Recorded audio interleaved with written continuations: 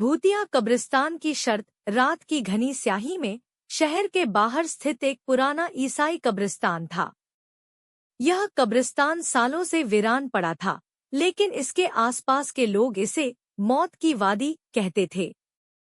कहा जाता था कि वहां जाने वाले लोग कभी लौटकर नहीं आते, और अगर आते भी तो पागल हो जाते या उनकी रहस्यमयी मौत हो जाती।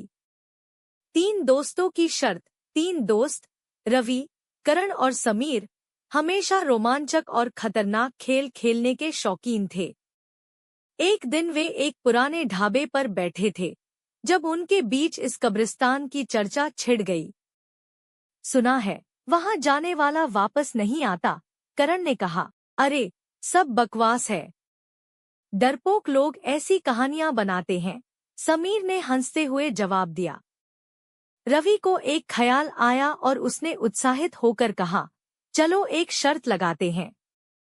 3 रातों तक, हर रात हम में से एक वहां जाएगा और पूरी रात गुजारेगा।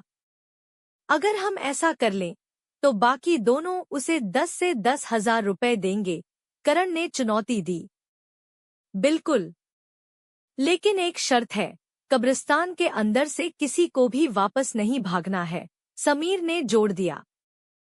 तीनों ने इस खतरनाक शर्त को मंजूर कर लिया, लेकिन उन्हें नहीं पता था कि उन्होंने अपने जीवन की सबसे बड़ी गलती कर दी है। पहली रात, रवि की बारी। रात के 11 बजे रवि कब्रिस्तान के गेट पर पहुंचा। हवा में अजीब सी ठंडक थी। जंग लगे लोहे के गेट पर किसी ने लाल रंग से मौत का दरवाजा लिख दिया था। रवि ने खुद को हिम्मत दिलाई और अंदर चला गया। अंदर घना अंधेरा था। हल्की हल्की ठंडी हवा बह रही थी और हर तरफ टूटी फूटी कब्रें थी। अचानक उसे लगा कि कोई उसके पीछे चल रहा है। वह पलटा, लेकिन वहां कोई नहीं था। सिर्फ मेरा वहम है, उसने खुद को समझाया और एक पुराने पेड़ के पास बैठ गया। घड़ी की सुइयां धीरे धीरे आगे बढ़ रही थी। तभी उसे किसी के रोने की आवाज सुनाई दी। उसका दिल जोर जोर से धड़कने लगा। वह धीरे धीरे उस दिशा में बढ़ा जहां से आवाज आ रही थी। लेकिन जैसे ही वह पास पहुंचा, आवाज अचानक बंद हो गई। चारों तरफ एक भयानक सन्नाटा पसर गया।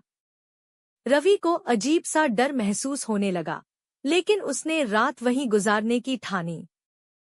सुबह होते ही वह कब्रिस्तान से बाहर निकला और अपने दोस्तों से मिला।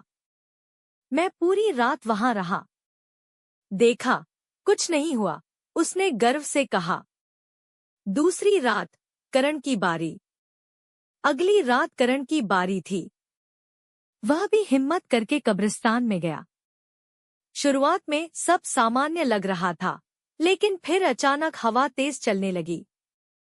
जैसे ही उसने एक पुरानी कब्र के पास कदम रखा, उसे महसूस हुआ कि जमीन के अंदर कुछ हिल रहा है। वह डर कर पीछे हटा। तभी उसे पास की एक कब्र से किसी के धीरे धीरे हंसने की आवाज सुनाई दी। उसका पूरा शरीर कांपने लगा। उसने चारों तरफ देखा, लेकिन वहां कोई नहीं था। तभी अचानक एक कब्र का पत्थर अपने आप सरक गया और अंदर से एक कंकाल जैसा हाथ बाहर निकला। करण चीखते हुए भागने लगा, लेकिन तभी कब्रिस्तान का गेट अपने आप बंद हो गया। पीछे से किसी ने उसका नाम पुकारा।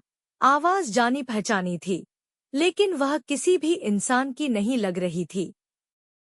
सुबह जब रवि और समीर कब्रिस्तान पहुंचे, तो करण वहां नहीं था। काफी खोजबीन के बाद उन्होंने उसकी लाश एक कब्र के पास पड़ी हुई देखी। उसके चेहरे पर डर के ऐसे भाव थे, जैसे उसने कुछ बहुत ही भयानक देख लिया हो। रवि और समीर सदमे में थे। वे पुलिस के पास गए, लेकिन कोई ठोस सुराग नहीं मिला। तीसरी रात, समीर की बारी। करण की मौत से समीर और रवि घबरा गए थे, लेकिन समीर अपनी जिद पर अड़ा था। मैं यह शर्त पूरी करूंगा, उसने रवि से कहा और तीसरी रात कब्रिस्तान में चला गया। वहां पहुंचते ही उसे लग रहा था कि कोई उसे घूर रहा है। अचानक कब्रिस्तान की सारी मोमबत्तियां अपने आप जल उठीं। उसे ऐसा लगा जैसे कोई साया उसके पास आ रहा हो। समीर को अपनी सांस रुकती हुई महसूस हुई। अचानक उसे अपने पीछे किसी के चलने की आहट सुनाई दी। वह मुड़ा तो देखा, एक बिना आंखों वाली औरत उसके सामने खड़ी थी। उसके काले कपड़े हवा में लहरा रहे थे और उसके चेहरे पर अजीब सी हंसी थी। समीर चीखकर भागने लगा, लेकिन उसके पैर जमीन में धंस गए। उस औरत ने धीरे धीरे अपना हाथ उसकी ओर बढ़ाया और अगली ही पल समीर जमीन के अंदर समा गया। सुबह रवि कब्रिस्तान आया, लेकिन समीर का कोई निशान नहीं मिला। बस जमीन पर खरोचों के निशान थे, जैसे किसी ने बाहर निकलने की बहुत कोशिश की हो। अंतिम सच्चाई। रवि सहमा हुआ पुलिस के पास गया, लेकिन उन्हें कोई शव नहीं मिला। इस कब्रिस्तान में जो जाता है वह वापस नहीं आता, वहां के बुजुर्गों ने उसे बताया। डर और पछतावे से भरा रवि शहर छोड़कर कहीं दूर चला गया, लेकिन उसके मन में हमेशा यह सवाल गूंजता रहा, आखिर उस रात समीर और करण के साथ क्या हुआ था। कुछ रहस्य कभी सुलझते नहीं और कुछ कब्रें हमेशा किसी की प्रतीक्षा करती हैं।